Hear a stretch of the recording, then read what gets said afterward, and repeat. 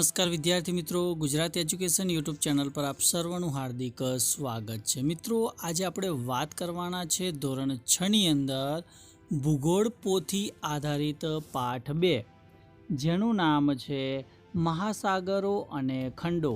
તેનું સંપૂર્ણ સોલ્યુશન આ વિડીયોની અંદર આપણે જોવાના છે, તો આ વિડીયોને અંત સુધી જોવાનું ભૂલતા નહીં। તો વાત કરીશું પ્રશ્ન નંબર 1 કે નીચે આપેલા વિશ્વના નકશામાં બધા મહાસાગરો અને ખંડો નામ સાથે દર્શાવ્યા છે, તો આ નકશાનો અભ્યાસ કરો અને તેમના સ્થાન અને નામ આપણે યાદ રાખવાના છે। તો સૌપ્રથમ આપણે ખંડની વાત કરીએ તો અહીંયા તમે જોઈ શકો છો ઉત્તર અમેરિકા, આ છે દક્ષિણ અમેરિકા, આ છે આફ્રિકા, આ છે યુરેશિયા, ત્યારબાદ આ છે એન્ટાર્કટિકા અને આ છે ઓસ્ટ્રેલિયા। ત્યારબાદ મહાસાગરની વાત કરીએ તો પેસિફિક મહાસાગર, હિન્દ મહાસાગર, દક્ષિણ મહાસાગર, એટલાન્ટિક મહાસાગર, આર્કટિક મહાસાગર અને પેસિફિક મહાસાગરનો સમાવેશ થાય છે। એ નકશા આધારિત આપણે પ્રશ્ન નંબર 2નું સોલ્યુશન જોવાનું છે કે ઉપર આપેલા મહાસાગરો અને ખંડોના નામ નિર્દેશવાળા નકશાનો અભ્યાસ કરવાનો અને એ પછી નીચે આપેલા વિશ્વના રેખાંકિત નકશામાં બધા મહાસાગરોને યોગ્ય સ્થાને નામ લખીને દર્શાવવાના છે। તો આ નકશાની અંદર આપણે મહાસાગર જોઈ રહ્યા છીએ, જેમ કે અહીંયા આર્કટિક મહાસાગર, એટલાન્ટિક મહાસાગર, પેસિફિક મહાસાગર, દક્ષિણ મહાસાગર, હિન્દ મહાસાગર અને પેસિફિક મહાસાગરનો સમાવેશ થાય છે। વિદ્યાર્થી મિત્રો, અહીંયા આપણે જોઈ શકીએ છીએ પેસિફિક મહાસાગર। ત્યારબાદ પ્રશ્ન નંબર 3માં આગળ આપણે વધીશું કે પ્રશ્ન નંબર 1માં આપેલા મહાસાગરો અને ખંડોના નામ નિર્દેશવાળા નકશાનો અભ્યાસ કરો અને એ પછી નીચે આપેલા વિશ્વના રેખાંકિત નકશામાં બધા ખંડોને યોગ્ય સ્થાને નામ લખી અને આપણે દર્શાવવાનું છે, જેમ કે અહીંયા ઉત્તર અમેરિકા છે, અહીંયા દક્ષિણ અમેરિકા છે, અહીંયા આફ્રિકા ખંડ, યુરેશિયા, ઓસ્ટ્રેલિયા અને એન્ટાર્કટિકા, આ પ્રમાણે આપણે ખંડ દર્શાવવાના રહેશે। ત્યારબાદ પ્રશ્ન નંબર 4 છે કે ભાઈ નીચે ભારતના નકશામાં અરબ સાગર અને બંગાળાનો ઉપસાગર દર્શાવવામાં આવ્યા છે, એ સાથે નકશામાં ભારતના 2 મોટા ટાપુઓ એટલે કે દ્વીપ સમૂહો લક્ષદ્વીપ અને અંદમાન અને નિકોબારને પણ દર્શાવવામાં આવેલા છે। તો અહીંયા ભારત સાગર અને ટાપુઓ જે નકશો છે તમે અહીંયા જોઈ શકો છો। તો અહીંયા ભાઈ અરબ સાગર છે, અહીંયા લક્ષદ્વીપ ટાપુઓ છે, અહીંયા બંગાળનો ઉપસાગર, અહીંયા અંદમાન અને નિકોબાર, અહીંયા હિન્દ મહાસાગર આપેલું છે। તો પ્રશ્ન નંબર 5 છે કે ભાઈ પ્રશ્ન નંબર 4માં આપેલા ભારતના નકશાનો અભ્યાસ કરવાનો અને એ પછી નીચે આપેલા ભારતના રેખાંકિત નકશામાં અરબ સાગર અને બંગાળનો ઉપસાગર તેમજ લક્ષદ્વીપ ટાપુઓ તથા અંદમાન અને નિકોબાર ટાપુઓને યોગ્ય સ્થાને નામ લખીને આપણે દર્શાવવાના છે।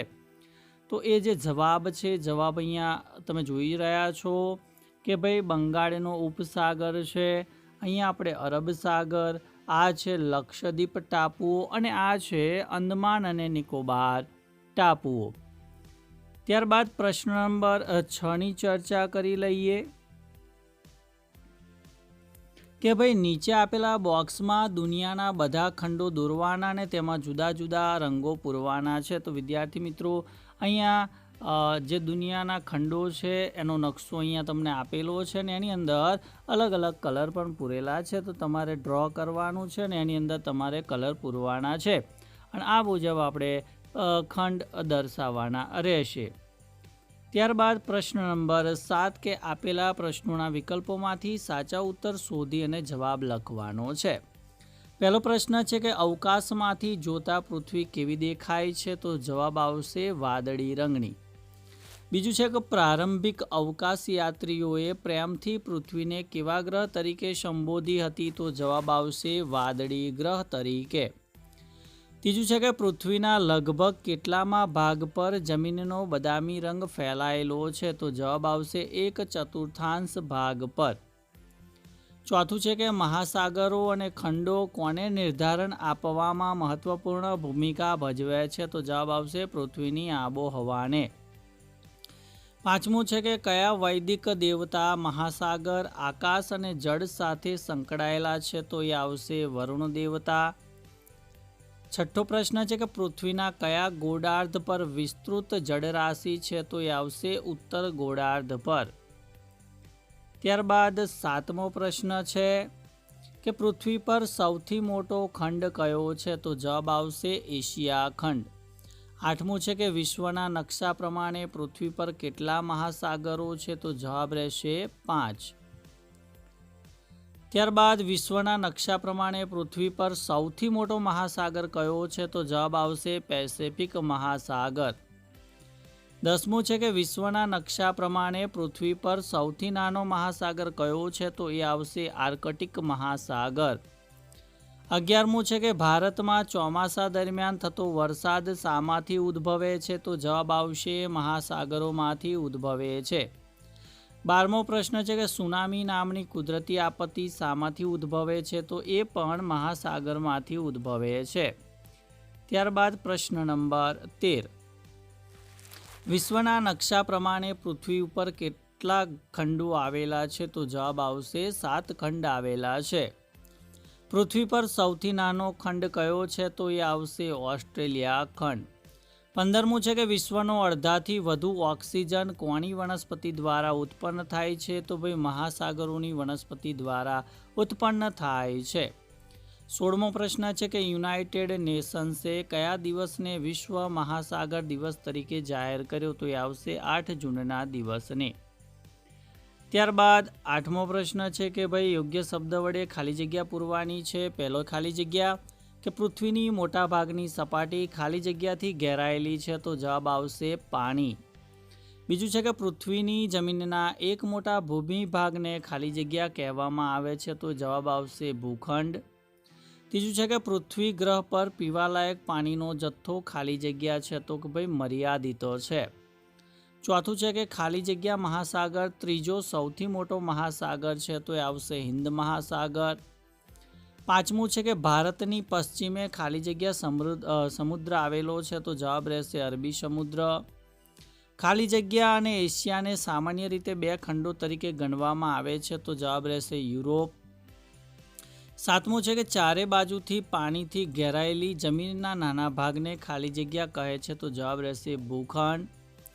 ખાલી જગ્યાને લીધે ભૂમિખંડો પર વરસાદ થાય છે? તો જવાબ આવશે મહાસાગરો. 9મું છે કે મહાસાગરોને ખાલી જગ્યા કહેવામાં આવે છે? તો જવાબ રહેશે ફેફસા કહેવામાં આવે છે. 10મો પ્રશ્ન છે કે મહાસાગરોએ સમગ્ર વિશ્વમાં દરિયા કિનારાના લોકોની ખાલી જગ્યાને પોષી છે? તો જવાબ રહેશે જરૂરિયાતો. મહાસાગરો તમામ પ્રકારના ખાલી જગ્યા જીવનને પોષણ આપે છે? તો જવાબ રહેશે માનવ જીવનને પોષણ આપે છે. પ્રશ્ન 9 કે નીચેના વિધાન ખરા છે કે ખોટા એ જણાવવાનું છે. ભાઈ આનું પહેલું વિધાન છે કે મહાસાગર કુદરતનો વિશાળ ખજાનો છે? તો આ વિધાન સાચું છે.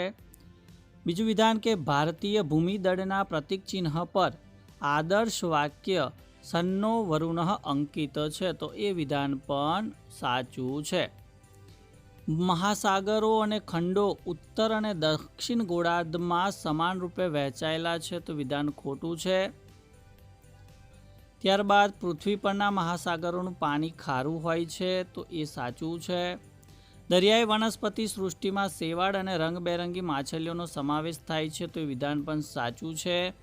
છઠ્ઠું છે કે સામાન્ય રીતે સમુદ્રના તળિયે તીવ્ર ભૂકંપ અથવા જ્વાળામુખી વિસ્ફોટના કારણે સુનામી થાય છે? તો એ વિધાન પણ સાચું છે.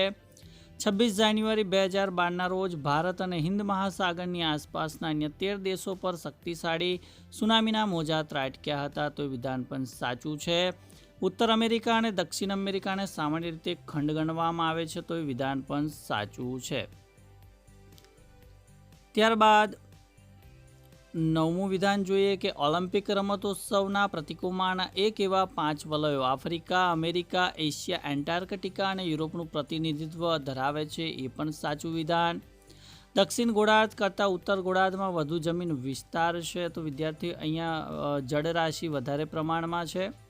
મહાસાગરો તમામ પ્રકારના દરિયાઈ જીવનને પોષે છે, તો એ વિધાન પણ સાચું છે. પ્રશ્ન 10 છે કે ભાઈ બંધ બેસતા આપણે જોડકા જોડવાના છે. પહેલું છે ભાઈ પૃથ્વી, તો એ આવશે વાદળી ગ્રહ. સૌથી મોટો મહાસાગર, તો એ આવશે પેસિફિક મહાસાગર. કુદરતી આપત્તિ, તો એ આવશે સુનામી. અને યુરોપ અને એશિયા, તો એને યુરેશિયા તરીકે ઓળખવામાં આવે છે.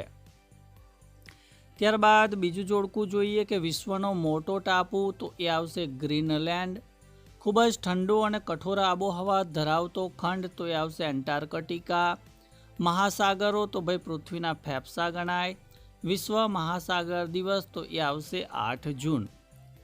ત્યારબાદ પ્રશ્ન 11 છે કે નીચેના પ્રશ્નોના ઉત્તર 1-2 વાક્યની અંદર આપવાના છે.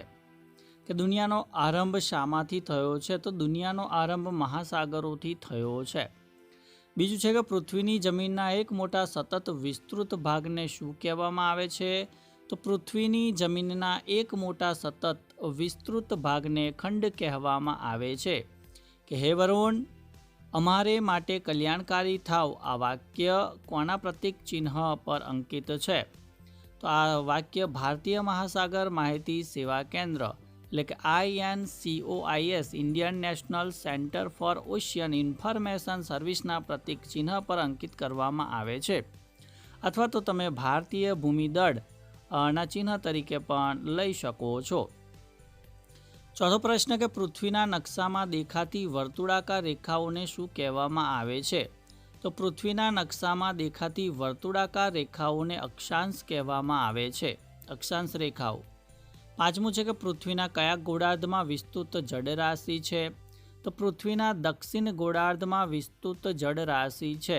વિદ્યાર્થી મિત્રો, ઉપર જે આપણે જોઈ ગયા કે ભાઈ પૃથ્વીના દક્ષિણ ગોળાર્ધની અંદર વિસ્તૃત જળરાશિ છે, એ વિધાન સાચું આવે. પણ જો ઉત્તરની વાત આવે તો વિધાન ખોટું રહેશે, એ તમારે નોંધ લેવાની છે. દરિયાઈ વનસ્પતિમાં કોનો સમાવેશ થાય? તો દરિયાઈ વનસ્પતિની અંદર શેવાળનો સમાવેશ કરવામાં આવે છે. ત્યારબાદ પ્રશ્ન નંબર 7 છે કે પૃથ્વીના નકશા પર દેખાતા મહાસાગરોમાંથી ચોથા ક્રમનો મહાસાગર કયો છે? તો દક્ષિણ મહાસાગર એ ચોથા ક્રમનો મહાસાગર છે. આઠમું છે કે ભારતની પૂર્વમાં હિન્દ મહાસાગરનો કયો ભાગ આવેલો છે? તો ભારતની પૂર્વમાં હિન્દ મહાસાગરનો બંગાળનો ઉપસાગર અથવા તો બંગાળાની ખાડી આવેલી છે. નવમો પ્રશ્ન છે કે ભારતની પશ્ચિમમાં હિન્દ મહાસાગરનો કયો ભાગ આવેલો છે? તો ભારતની પશ્ચિમમાં હિન્દ મહાસાગરનો અરબી સમુદ્ર નામનો ભાગ આવેલો છે. 10મું છે કે જાનમાલના નુકસાન તરફ દોરી જતી ઘટનાઓને કેવી રીતે નિયંત્રિત કરવામાં આવે છે? તો પૂર્વ ચેતવણી અને અસરકારક આપત્તિ વ્યવસ્થાપન દ્વારા જાનમાલના નુકસાનને ઘટાડી શકાય છે. 11મો પ્રશ્ન છે કે પૃથ્વી પર સૌથી નાનો ખંડ કયો છે? તો ઓસ્ટ્રેલિયા એ પૃથ્વીનો સૌથી નાનો ખંડ છે.